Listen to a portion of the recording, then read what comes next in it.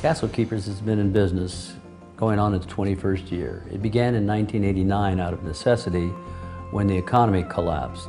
Banks were failing, the real estate market was just in shambles, and I found myself in a very short time having to shut down my business, and I needed a place for my family to live. We couldn't fit all our furniture in a two-bedroom apartment, so I started the Castle Keeper program, whereby my family moved into a vacant listing that a realtor had them on the market for sale. And while we were there, we paid for yard care, pool care, and utility expenses, and allowed the real estate agent to show it to prospective buyers to try to help it sell. Our pretty furniture is what staged it and made it more appealing to buyers. And that's the program that's available to the general public today and what we've been doing for the past 20 years. My wife Sylvia and I, as Castle Keepers, lived in 5 houses in 5 years. During that time, it became very apparent to us that the most important principle for the Castle Keeper program to work effectively is for the individual Castle Keepers to have an other orientation attitude. We call this the Castle Keepers winning attitude, and you can read about it more on our website. As a Castle Keeper, you'll need to put the owner's interest in selling the house quickly above your own personal interest of wanting to stay there as long as possible. And in doing that, you'll be successful.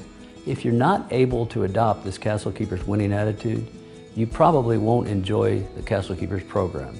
When a showing is scheduled, you might move into a fear mode and be anxious and upset, and that's no way to live. So we ask you to consider and think deeply about whether or not you can adopt this Castle Keeper attitude before you apply. The Castle Keeper program will allow people to live in a beautiful home at approximately 1/3 of what the normal cost would be. But that requires flexibility on the part of the Castle Keepers. We cannot fulfill someone's dream wish list of what they want in a house or to move to a specific location. If they want to live in Plano or Frisco or the Park Cities, we can accommodate those needs, but we can't always find the perfect home for them. So when a Castle Keeper staff member calls a Castle Keeper after they've applied and sent in their furniture pictures and proposes a home for them to move into, we ask them to consider, seriously moving into that home. We want to help you, but again, if you can be flexible, you'll be able to live in a gracious home for about 1/3 of what the normal costs are. If you get real picky on location or style or type of house, we probably can't help you.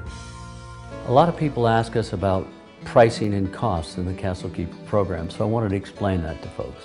Castle Keeper houses range in price from $700 for a house priced under $100,000 to over $3,000 per month for homes that are priced in the multi-million-dollar category.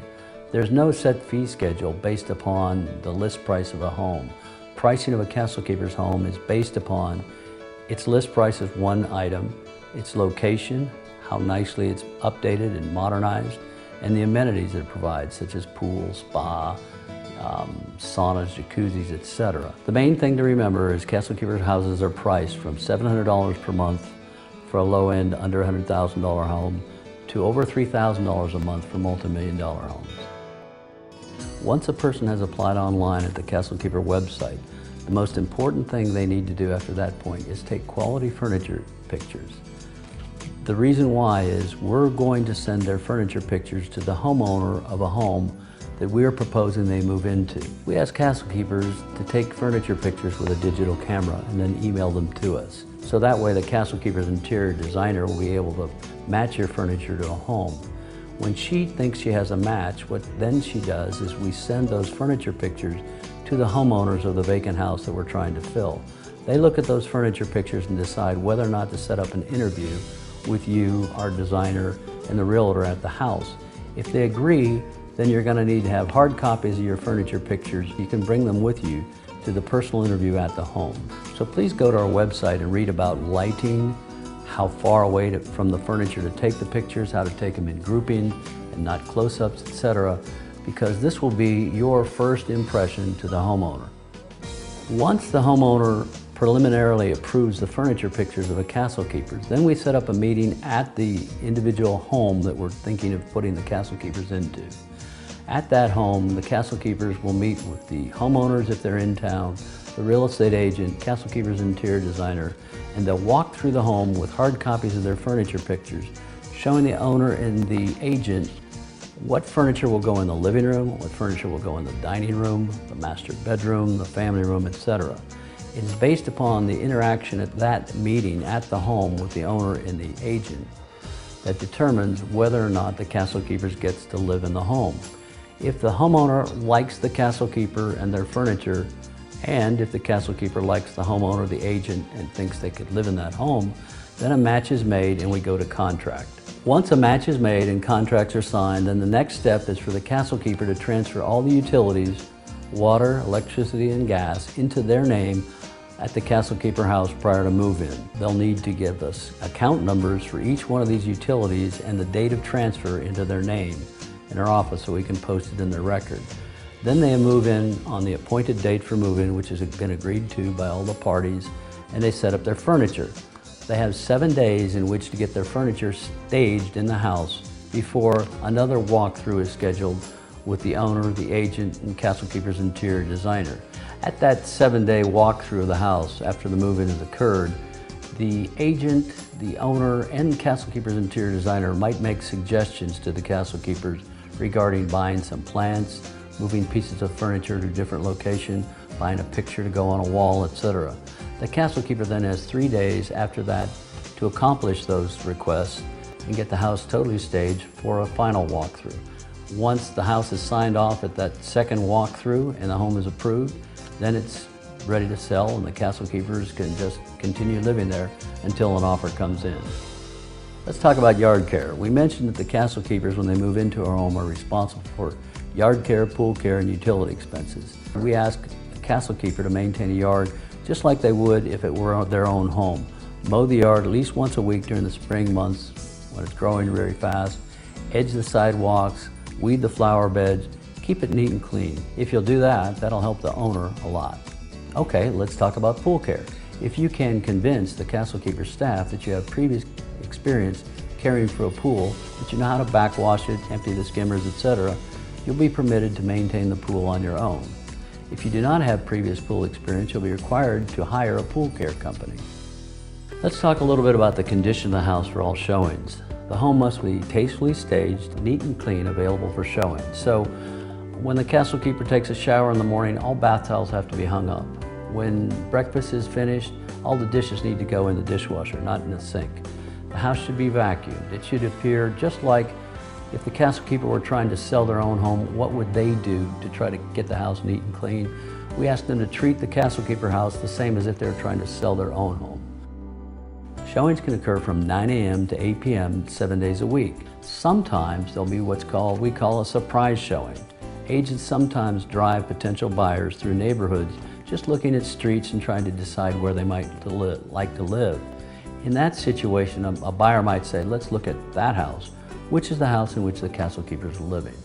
So the agent calls Central Showing Service, and by the time CSS calls the castle keeper, the agent's at the front door ringing the doorbell. Well, there's no time to do last-minute cleanup in that situation, so we ask the castle keepers to be gracious, ask the agent and the buyers to come into the house and explain that they didn't get adequate notice, so please excuse the mess in the kitchen where I was baking a pie or something. Allow them to come through and just step out back. Don't engage in conversation. It's important not to engage in conversation with an agent. Agents are trying to find out information that will help their buyer. So you are instructed as a castle keeper to merely say, we're instructed to have you please direct all questions to the listing agent. We're not supposed to comment on the house. Repairs are usually handled by a home warranty on the home. We ask all the homeowners to maintain a home warranty at their expense, and then we ask the castle keepers to pay the deductible on each repair trip, which is normally less than $70 per trip. Before the repairs are an issue, within the first 7 days of the castle keepers move-in, we ask them to fill out a pre-move-in condition report form.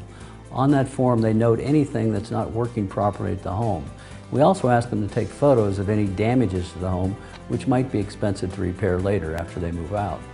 This then enables them to sort of preset the condition of the home. We ask the homeowner to make any repairs that are noted on that pre-move-in condition report form. Thereafter, it's the castle keeper's responsibility to pay the deductible on the home warranty, and if there's a non-warranty covered repair, such as a garage door which goes off the track, that's usually not covered, then the deductible is up to $100 for the Castle Keeper. They're using all the equipment, the dishwasher, the garage door, and so we feel it's responsible for them to participate in the repair expenses. A question we're asked a lot is, what happens when the house sells? We require the homeowner to give us, Castle Keepers, 30 days notice before they can close the sale of a home after they get an offer. We will in turn give the Castle Keepers notice as much as possible of that closing. If we can't reach them that day, we'll leave a voicemail, but we will try to get a hold of them that same day. Then we ask the Castle Keepers to remain in the home until the option period ends. In Texas, normally an option period runs from 7 days to as much as 10 days, and during that time the prospective buyer will have inspections done of the home to get estimates of repair costs for purposes of negotiating a further reduction in price on the home. So a lot of times, especially in the past 2 or 3 years, contracts on the home have fallen through during the inspection period because the buyers have decided not to buy them. So during that inspection period, whatever it is, 7 to 10 days, we'll be sending by email prospective Castle Keeper homes for the Castle Keepers to consider moving to, but we ask them not to move until that's done, the contract's final and headed towards closing.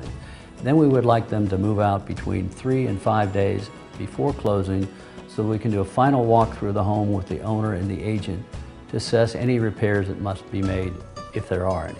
Once the Castle Keepers in the house have notified us that they want to move out, and we verify the move date and the name and telephone number of the moving company, then we ask them to clean the house thoroughly and follow the post-move out cleaning list that we have as part of our contract.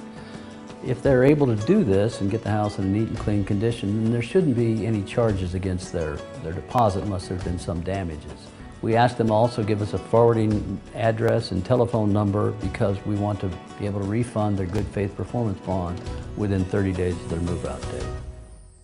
We at Castle Keepers really enjoy helping people find nice homes and a place for them and their family to live in. It gives us a great sense of accomplishment. As I said earlier, my wife Sylvia and I were able to live in 5 Castle Keeper houses in 5 years, some of them $1-million homes. We were able to live a standard far above what I could afford at the time, and perhaps even now that I can afford. So if you're the type of person that has a sense of adventure and is not fearful or fretful and think you can adopt the Castle Keeper's winning attitude, and you have nice furniture, please apply online. We'd be happy to help you. Our staff at Castle Keepers are all caring people, and they're there to serve you. Thank you for your time.